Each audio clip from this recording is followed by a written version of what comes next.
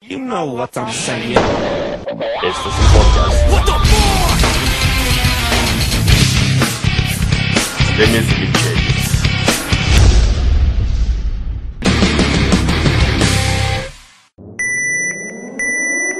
Atento aviso a los escuchas, si es que hay alguno. Los locutores de este podcast no tienen ningún guión escrito o una línea en el desarrollo del mismo, por lo que deberán disculparnos por su mala dicción, sus trabas y su forma tan precaria y vulgar al hablar. Aunque al final de cuentas eso no importa, porque son hombres guapos, muy guapos, y sexys. Todos unos papi-ricos suaves, y con esas voces tan varoniles. Saúl Lizazo las hubiera querido para promocionar su chupe. Pero bueno, una vez aclarada esta advertencia, arrancamos con el cuarto capítulo del su podcast de confianza. Por su atención, gracias.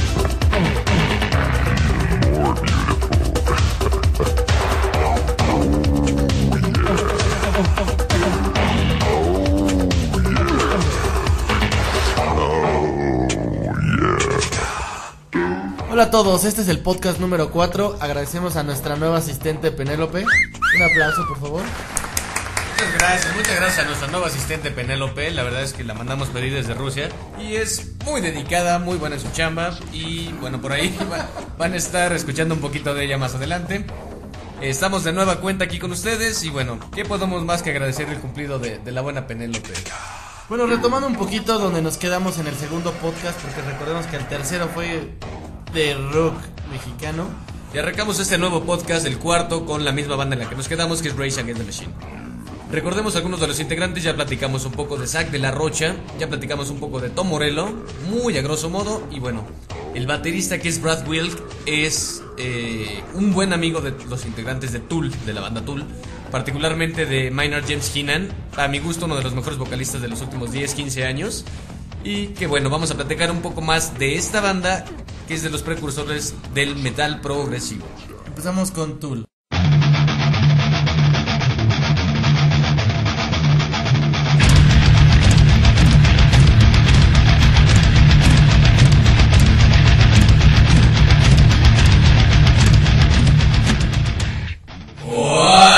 Aquí no se le erizan los pelambres con este riff, de guitarra del señor Adam Jones.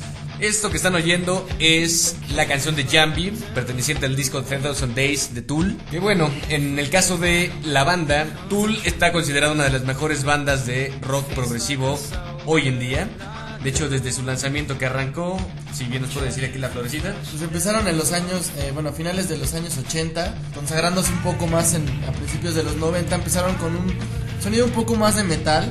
Y después, bueno, ya con el disco de Enema, fijaron un poco más su tendencia en el sonido del progresivo. Lo que sí es un hecho es que la forma de tocar de la banda Tool es muy particular. Han sido reconocidos en varios países, revistas, medios especializados como una de las bandas más complejas y más elaboradas en la arquitectura de su música.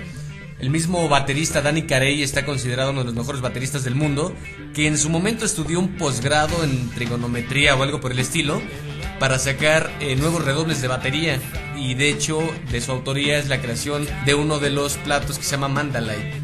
Creo que hablas de los mejores bateristas. Ahí anda compartiendo todos los aplausos con el baterista Mike Portnoy de Dream Theater.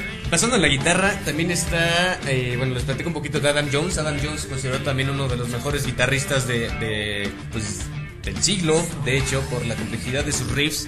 Él antes se dedicaba a la parte de efectos especiales, que de hecho colaboró en los efectos especiales de la película Terminator 2. Y el bajista, otro virtuoso, creo que todos en esa banda son virtuosos, Justin Chancellor. Él está considerado como un savant. ¿El savant? ¿Cómo se llama? Sinestésico. Para los que no ubican bien más o menos qué es la sinestesia, estas personas tienen la capacidad de ver los sonidos con colores. ¿Así como yo? Más o menos. Pero tú lo ves de colores, con los colores del arco iris. Y en el caso de Justin, él observa y compone todas las estructuras melódicas del... Gracias, Penélope, hay que refrescarnos porque la garganta se seca. Les comentaba de Justin Chancellor, todas las estructuras de las composiciones de Tool están basadas en armonías cromáticas. De ahí que transforma, digamos, los colores en música. Bueno, después de que vimos que Michelle es súper fan de Tool, también tenemos que hablar un poco del mismo vocalista de Tool, que formó una de las superbandas llamada A Perfect Circle.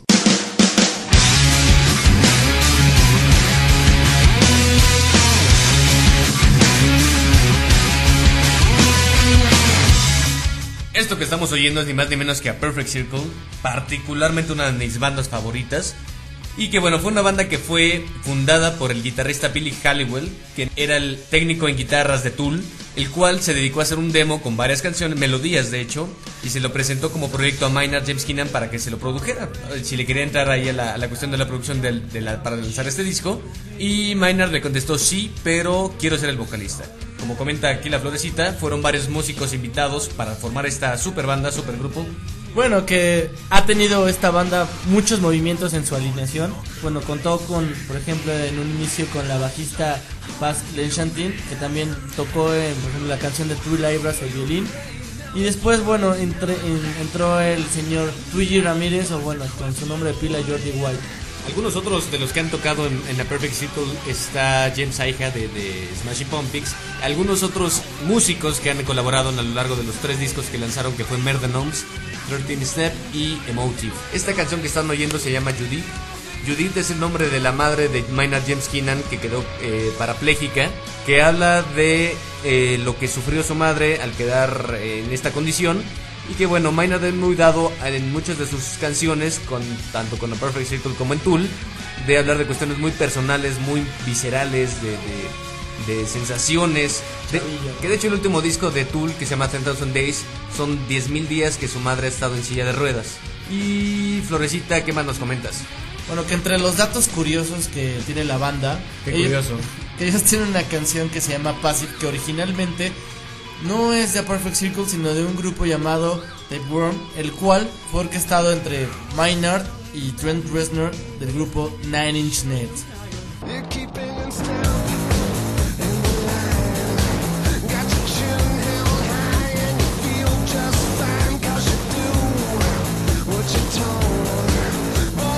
Banda originaria de Cleveland, allá en el Gabacho, liderada, bueno, y más bien no solo liderada, sino el único miembro oficial de esta banda y todo mundialmente conocido como Trent Reznor. Que de hecho él hace todo, él graba prácticamente, como algunos otros músicos, en su caso recién supimos de Lenny Kravitz y algunas otras bandas. En el caso de Nine Inch Nails, el único miembro fundador y permanente de la banda, que de hecho ahorita está en receso en estos momentos, es Trent Reznor. Él graba prácticamente todos los instrumentos: guitarra, batería, bajos, sintetizadores. Y que de hecho podemos decir que es uno de los precursores. ¡Camión! ¿Qué pasa el camión? Ya se fue.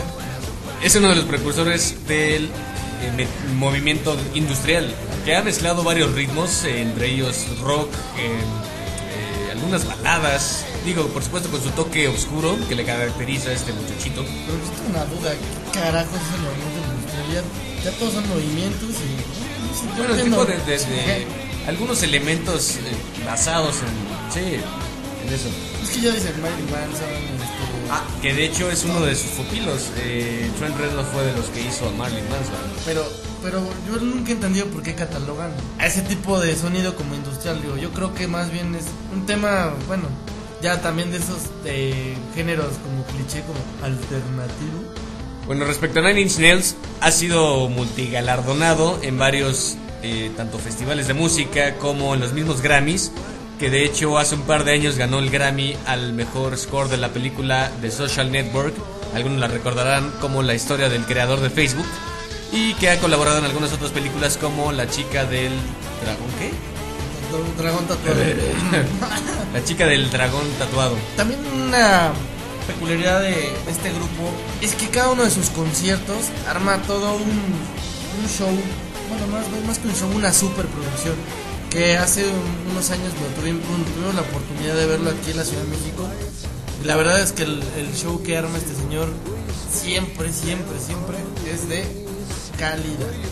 Y bueno, como comentamos hace un momentito, fue el padrino de Marilyn Manson. Recuerda Marilyn Manson en alguna de sus entrevistas que él, cuando todavía era un pequeño puberto adolescente, le tocó entrevistar a Trent Reznor y de ahí le presentó un proyecto y bueno, fue apadrinado. Posteriormente tuvieron sus problemas, se distanciaron y ahorita se cuecen totalmente aparte.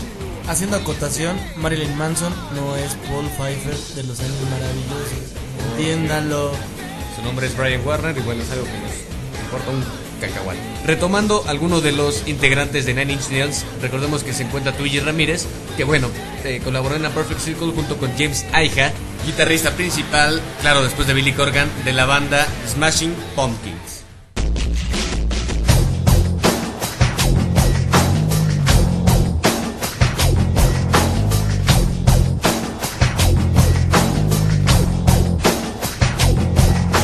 después de media hora que estuvimos grabando solamente el último pedazo porque Michelle no podía pronunciar correctamente el nombre de la banda, vamos a hablar que esta banda originaria de Chicago fue una de las bandas más influyentes en los años 90 en la escena alternativa. Bueno, luego te explicamos qué es alternativo también. Tenías la duda, ¿no? Que bueno, retomando, esta banda tuvo una infinidad de discos, por decirlo así. Entre los más famosos el Silent Scream. ¿Cómo? ¿El qué? Parezco tú. Órale. ¿El qué? El sueño de los siameses. Ahora estamos en la Pantera, con las calabacitas aplastadas. Que bueno, no importa el nombre. Aplastando calabazas, las calabacitas aplastantes. Bueno, entre los discos con mayor, yo creo que... ¿Influencia? No. Creo que uno de los discos más grandes de esta banda fue el Melancholy and the Infinite Sadness. Qué bonito las semillas, qué bárbaro. Qué bárbaro. No, porque si no, te burlas de mí, ya que tú no puedes pronunciar el nombre de la banda. Pero bueno, yo creo que el último disco realmente importante de la banda fue la 2. Posteriormente sacaron otra serie de cosas medio extrañas y ya sin el mismo punch ni sin el mismo feeling. También tenían varias. De hecho, Billy Corgan sacó un par de libros, 2 o 3 libros, no recuerdo bien, de poesía.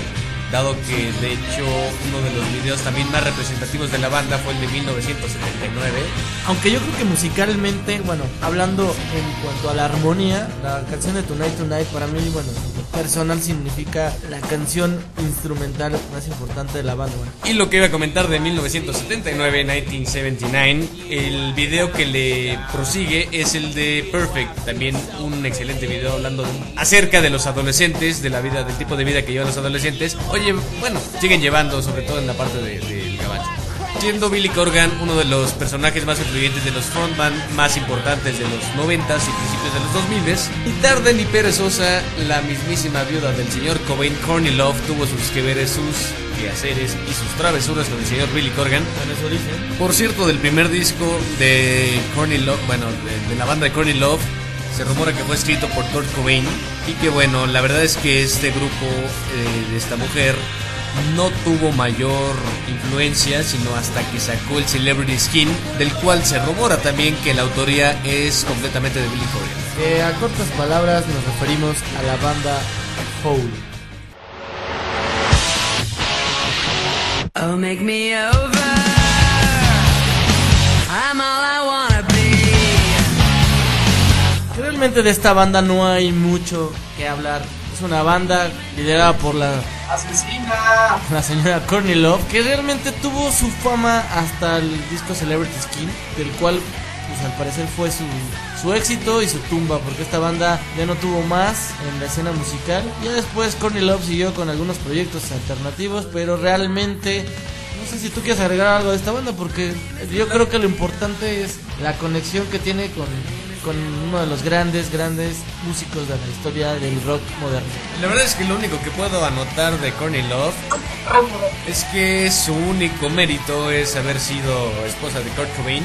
La verdad es que no era tan mala su música, a grosso modo, digo, en su momento estaba guapetona, ahorita creo que está bastante deplorable y ha tenido escenas bastante horrendas, lamentables, y después anduvo por ahí de coqueta con Billy Corgan.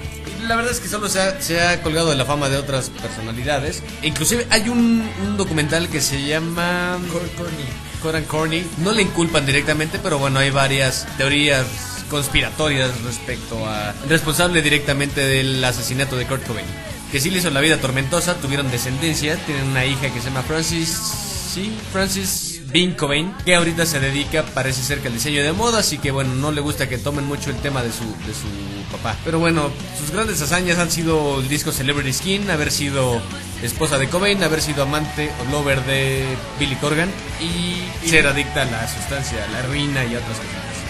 Además de ser una de las candidatas a las mujeres más warriors del rock. Pero bueno, nos brincamos a lo importante, que es ni más ni menos líder del grupo Nirvana.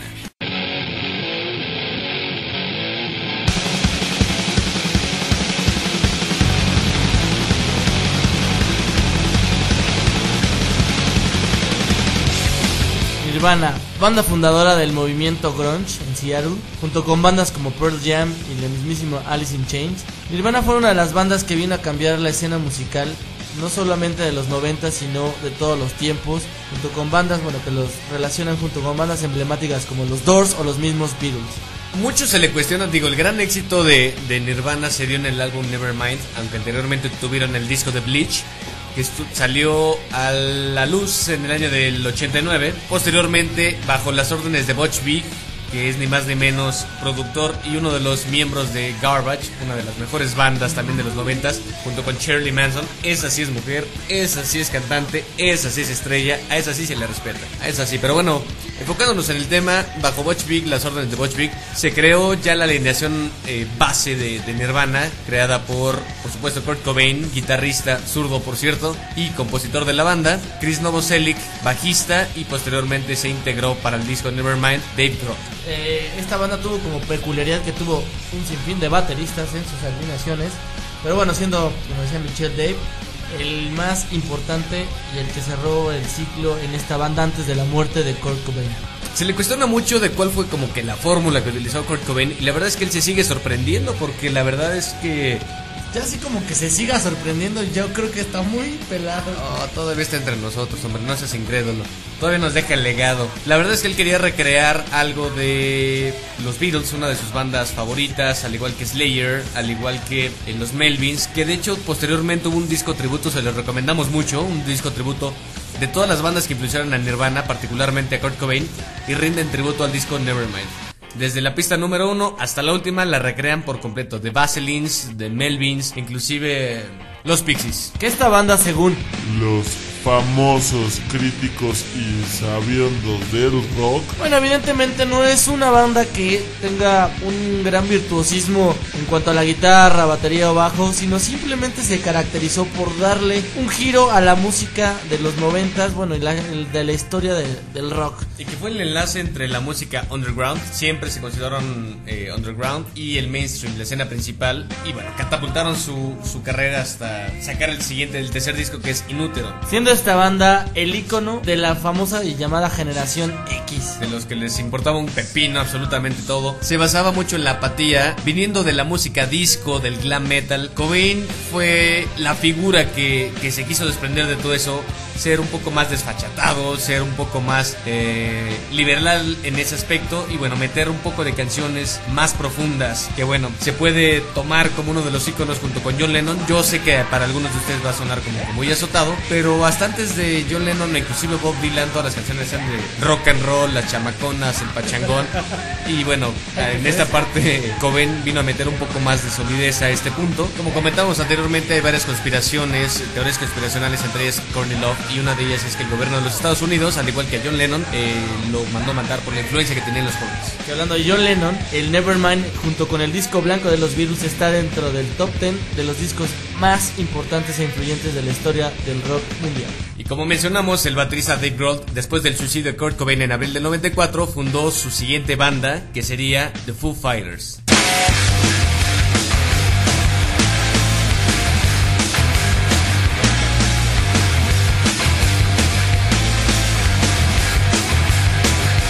Fighters, el nombre lo tomó Dave Grohl debido a que era el apodo que le ponían los pilotos de la Segunda Guerra Mundial, por parte de los aliados por supuesto, a los ovnis que llegaban a ver en el cielo.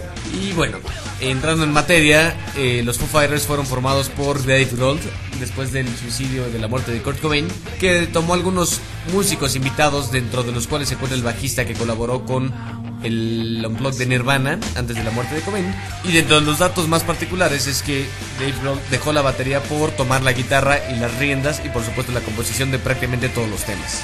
Y bueno, lo volvimos a ver entre otros proyectos en la batería, en grupos como The Queens of the Stone Age, en colaboración en algunos tracks de la canción de No One Knows, y con otros músicos, como en el caso de Lemmy de Motorhead en el proyecto Probot, que está considerado también una super banda debido a que invitaron a varios músicos, dentro de los cuales se encuentra Jack, bueno, que no es músico, es actor, de hecho el actor de Nacho Libre, que es Jack Black, y dentro de los cuales se figuran, por supuesto, uno de los máximos exponentes del metal, literalmente metal, no sé si sea thrash, doom o qué género de metal. Estamos hablando de Max Cavalera, frontman y vocalista de la banda, Sepultura.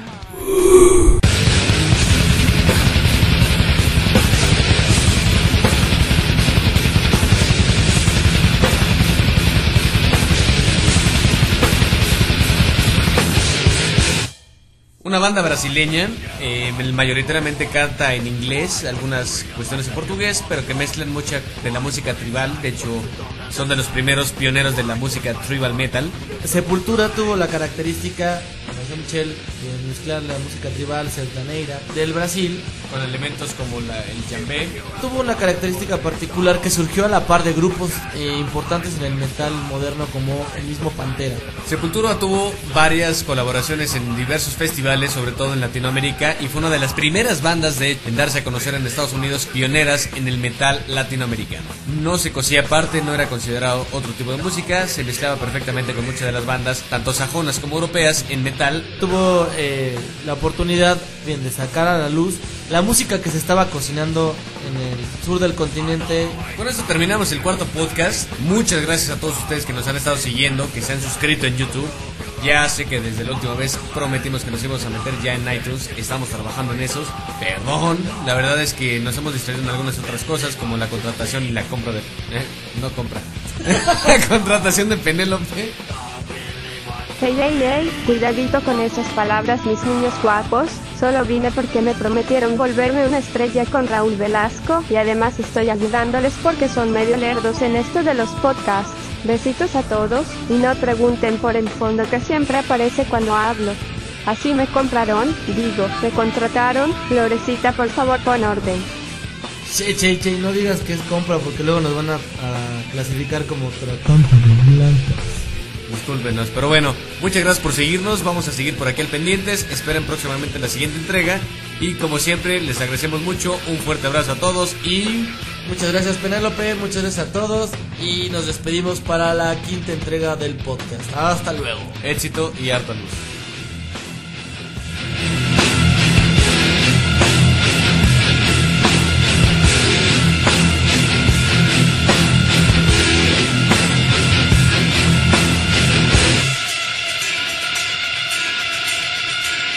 You know what I'm saying. Esto es un podcast. What the fuck?